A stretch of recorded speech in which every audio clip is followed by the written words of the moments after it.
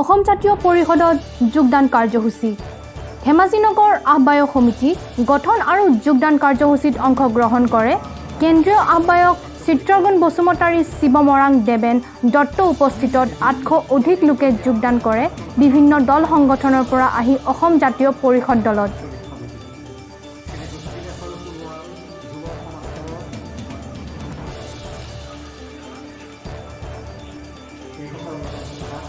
বিভিন্ন দলত থকা বাটঘৰীয়া গাঁও পঞ্চায়তৰ অন্তৰ্গত বাসিন্দা বিভিন্ন দল সংগঠনত জড়িত হৈ আছিল আজি অসম জাতীয় পৰিষদৰ দলত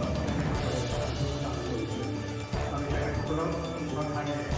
অসম জাতীয় পৰিষদলৈ আদৰ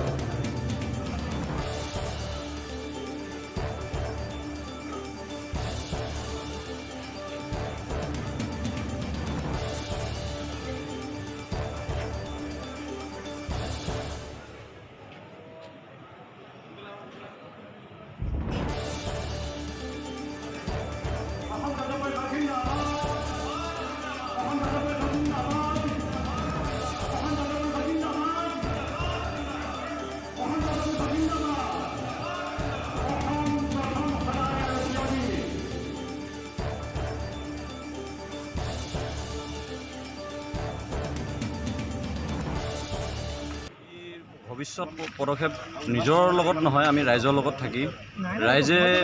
ৰাইজৰ লগত থাকি আমি ৰাইজৰ লগত অৱস্থান কৰি ৰাইজে যেনেধৰণে আমি বিচাৰে তেনেধৰণে সমাজখন উন্নয়ন কৰাৰ লগতে